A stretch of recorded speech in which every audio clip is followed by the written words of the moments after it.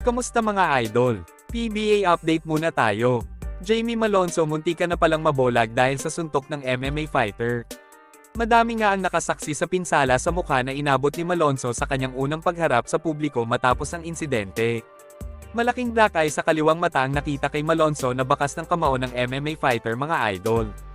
Mukhang ito yung senaryo na nakita sa viral video na tila may inaabot siya sa sahig pero isang uppercut ang ginawa ng MMA fighter kay Malonzo na naging sanhi nga ng pagkakaroon niya ng black eye sa mukha.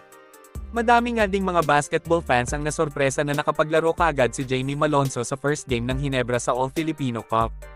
Inakala ng madami na malalagay sa injured list ang Hinebra forward dahil nga sa pinsala na inabot niya mga idol.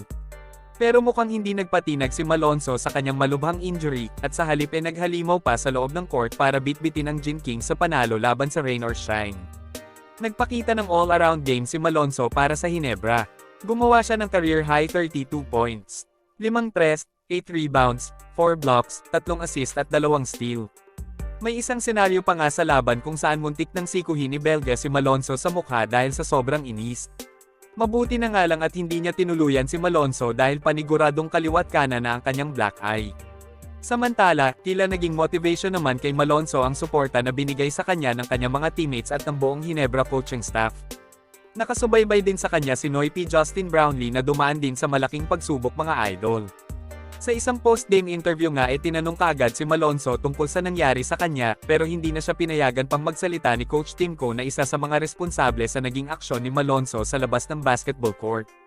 Mukhang malabo na ding masuspinde pa si Malonzo ng PBA dahil pinayagan na agad siyang paglaruin sa first game ng Hinebra. Samantala, may maikling mensahe naman si Coach L.A. Tenorio sa nangyari kay Jamie Malonzo. Sinabi niya na malalampasan din niya ang nangyari sa kanya. Medyo napaganda pa nga daw ang pagbabalik ni Jamie dahil mas focus siya sa laro ngayon. Hindi naman daw nila napagkwentuhan sa practice ang nangyari sa kanya kaya nakapag-ensayo siya ng maayos sa koponan. Hanggang dito na lang muna mga idol. Maraming salamat sa panunood. Kita-kits ulit tayo sa videos na aking ipapalabas patungkol sa basketball. Kung bago ka pa lang sa channel ko, please consider to subscribe at huwag kalimutan pindutin ang like at notification bell button para updated ka sa videos na aking ipapalabas. Salamat mga idol!